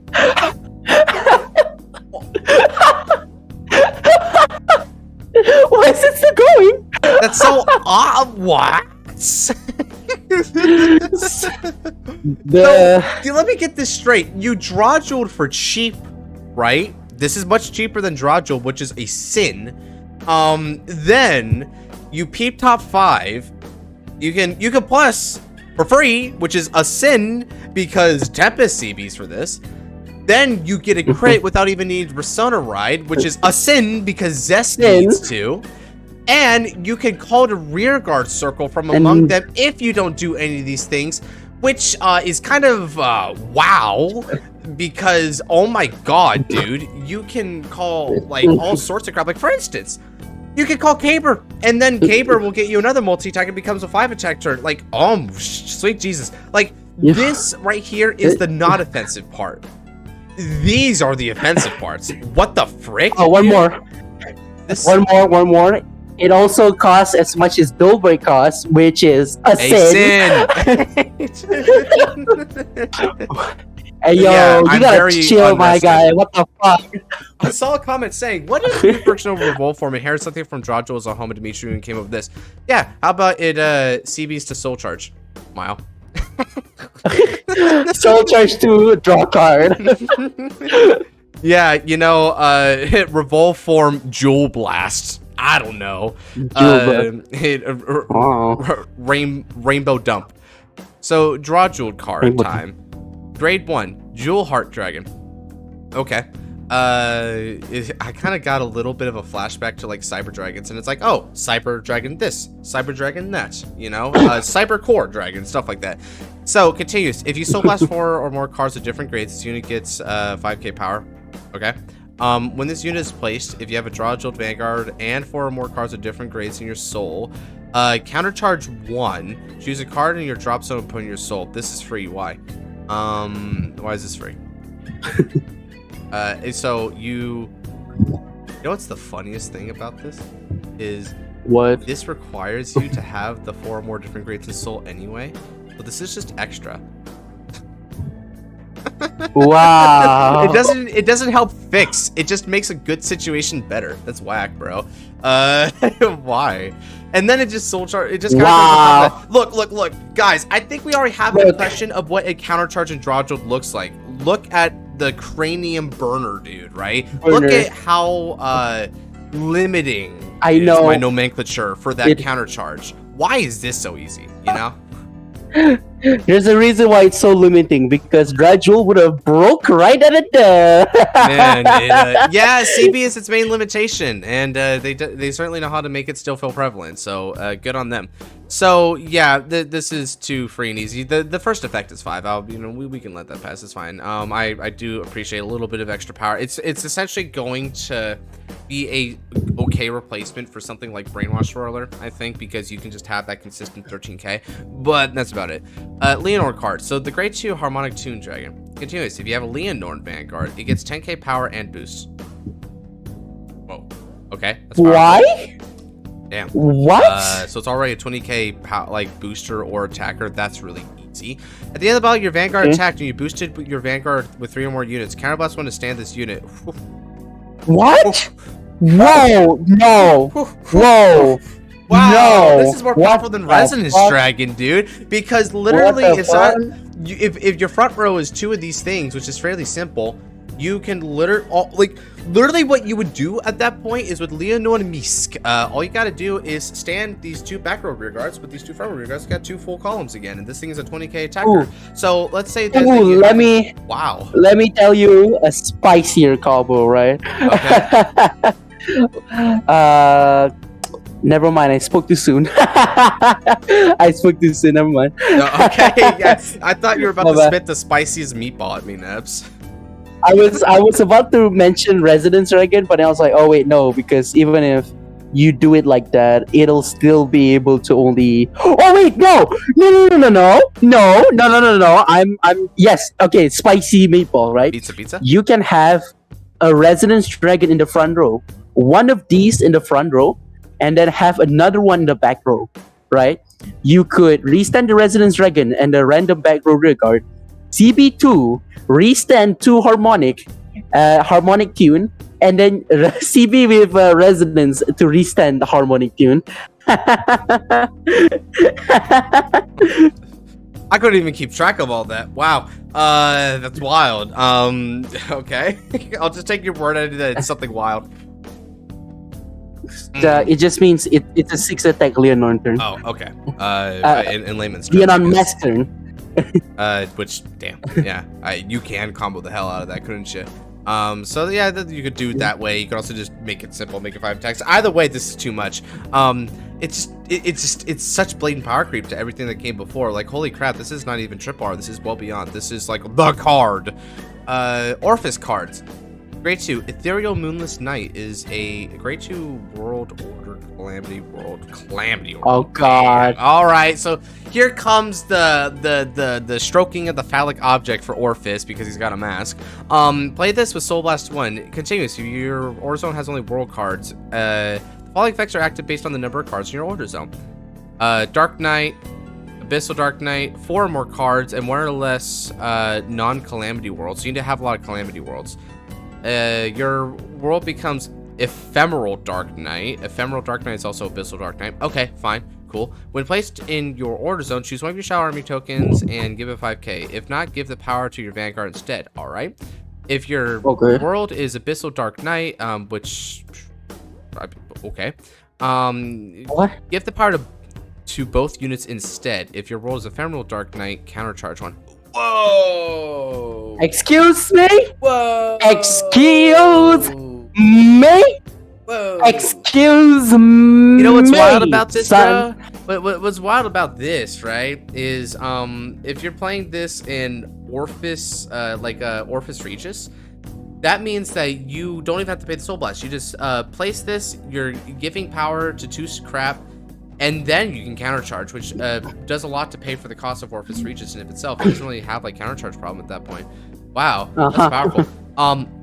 You know, as far as orders go, I'm okay with it. It's certainly powerful, but I'm not offended by it because in order to get the countercharge, you don't get that immediately. You get that a bit later on. But that is strong. I will admit. Well, what do you call it? It's pretty easy to get that in Regis. Like turn 4, you basically you should have it by turn 4 you basically have it. Yeah, as a matter of fact, by turn 4 you'd be up to 5. But you would have to dedicate yourself to playing the Calamity Worlds because you have to have at least 2 Calamity Worlds or more cards. Which, sure, okay, that's fine. So speaking of which, let's look at the other Calamity World. Endless Sky of Prophesized Doom. Sure. Counterblast 1. Ooh, and then it has name. Yeah, I like the names. Yeah, and also Ethereal Moonless Night. It's not as clever, but this one definitely has the this one has the spice, especially the anime spice. So let's go on to the unique effect. Continuous. If your world is Ephemeral Dark Knight, all of your Shadow Army tokens get 5k shield and intercept. They can intercept from the back row. Whoa. Correct me if I'm wrong. Shadow Army token don't come with shield value, right?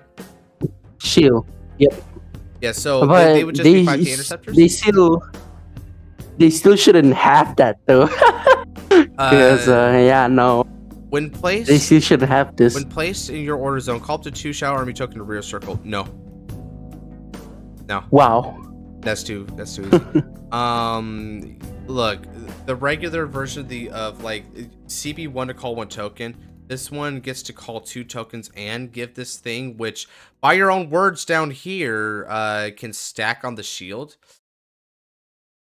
No, that's too much. That's too much. You shouldn't be calling the tokens.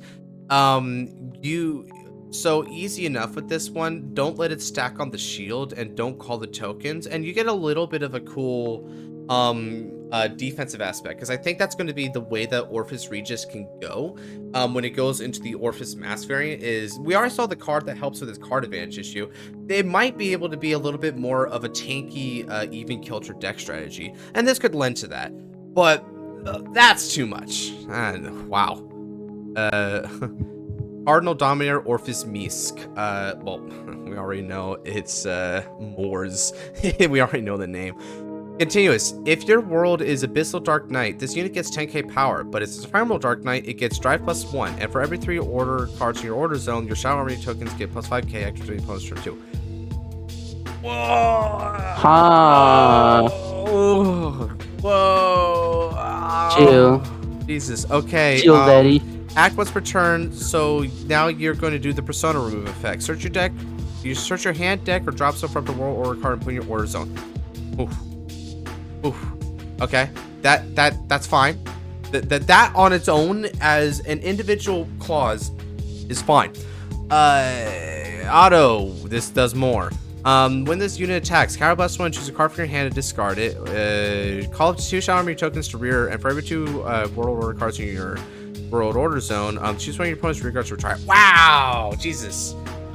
So you can field wipe, and you get power and drive, and they're really big and powerful, and you can call them these ones. Multi-attack. Look, you literally Persona and they're multi-attackers. They are multi-attackers. You literally Persona remove to get 2 tokens, and then you can get even more tokens. And let's not talk about Navoria. Navoria makes this even freaking easier. Wow. You gotta draw the line somewhere, dude. You know where you draw the line? I think you draw the line with this. I don't think you should let that happen. Nah, and actually you draw the line with Ephemeral Dark Knight. Ephemeral Dark Knight is where they should have drawn the line. Yeah, like Ephemeral Dark Knight is a cool concept. I like it, but here's the thing. I do dig the idea that it's wiping out their cards as well, but it would, you know what? It would have been cool if it had an effect to get rid of your own tokens and then did stuff like wiping out their units, right? Because I mean, they're pawns. They're just tokens. Get rid of them for cool effects. That's my own personal thing, but I won't hold that gripe against Mask because I'm not going to say it should do that, right? You should only do it the way I want to. I'm not going to say that. You know, this is still a perfectly valid way of doing things. I actually don't hate this effect. It should be saying, I think, for every 3 world order, personally, because of how you're doing this. But that maybe 2 world order is correct, because I guess, let's see, if you're building up right, you would be getting what?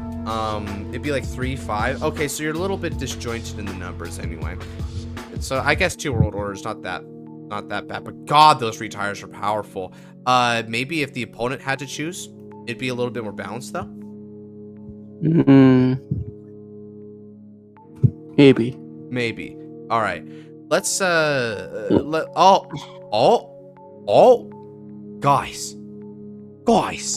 it's the last card.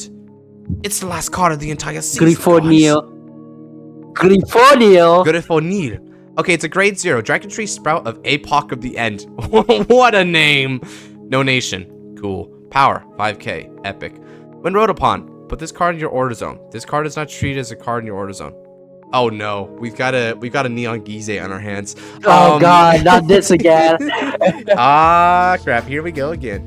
Order zone, which this card is not in, apparently. Continuous. During your turn, if you have a Vanguard with Misk in its name, your front row gets power plus 5k. What? Order zone. Act. If you have a Vanguard with Misk in its card name, you CB1 retire 3 rear guards. For every Dragon Tree marker on your field, produce the number of rear guards to retire by 1, which you put in the cost clause, which you're not supposed to do that. All this card to your back row, center, rear, and this unit gets drive, check, and attack from the back row. High Mescadamnation token. Welcome to the format. And for every remove card, you have the same name as a grade 3 unit from your ride deck. How would you even measure that from the ride deck? This unit gets plus 10k power. It's measuring. Wow. Damn. What? Okay. So Neon Gize became Mask of Domination token, gets 10k power while doing so, right? Being a 15k attacker, it drive checks once. You need to CB and get rid of one of your rears. But if you have markers, you can reduce the rear cost with it, which, okay. Continuous on the rear. This unit cannot boost and cannot be affected by your opponent's card effects or attack. During your turn, your Mass Vanguard gets this unit's power. Wow! Ooh! So it can't boost, but it's boosting! What? Why are we giving more shit to Mass? That's what I'm wondering. Wow. Okay. So, I will admit, conceptually, this isn't like ostensibly all that busted, but it is very powerful because what you've done is you've foregone that potential to draw with just, you can call this guy later. And from the order zone, you can give 5k power to your front row if you Vanguard with a Mask, and because of that, and it doesn't put itself back. It doesn't put itself back once you call this thing. So you can get an attacker from the back row and a big buff, but by doing that, you're getting rid of the 5k bonus. Honestly, dude, like, this is a very powerful skill, but I'm a little bit more thrown away with, what if people just decide to leave this here until the kill turn? I don't know. And now you've got a Thomas skill every turn. Like, I don't know about that, Buckaroo. I feel like that's a little bit much. Yeah.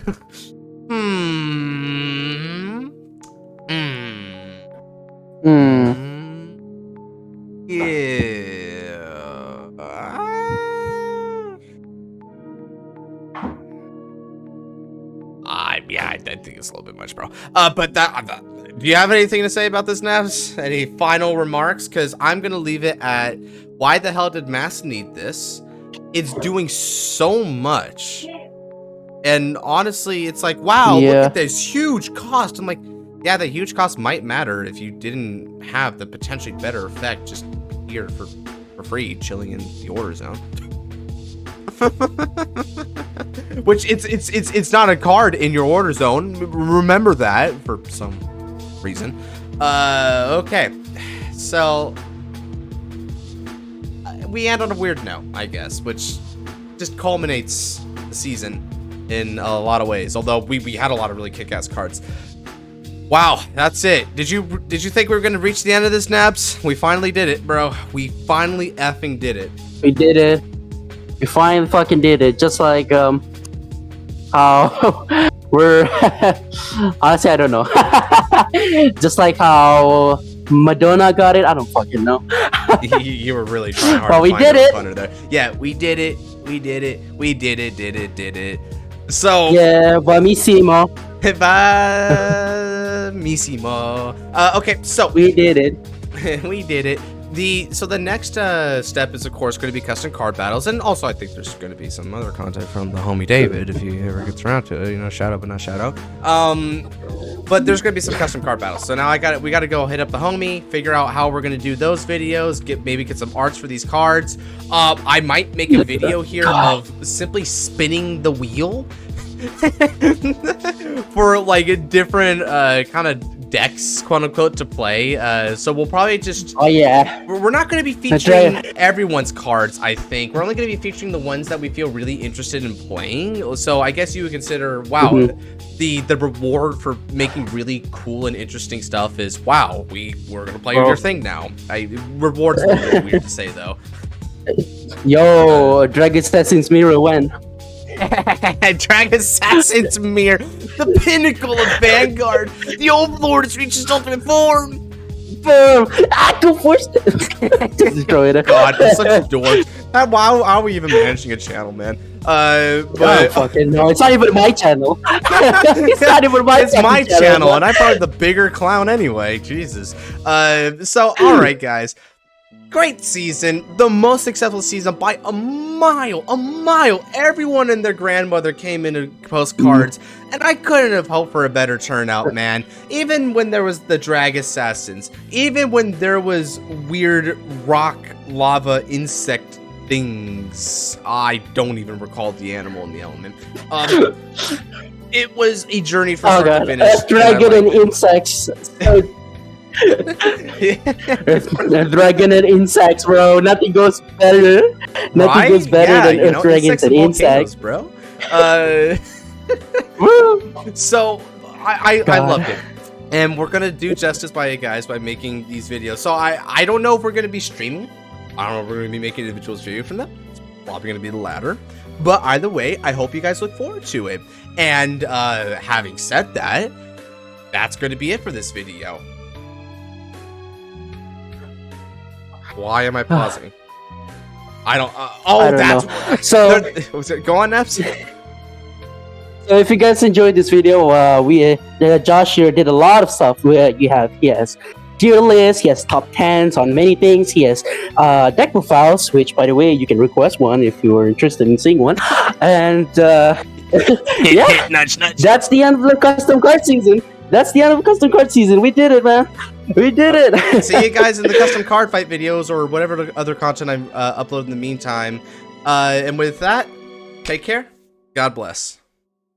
See you next time.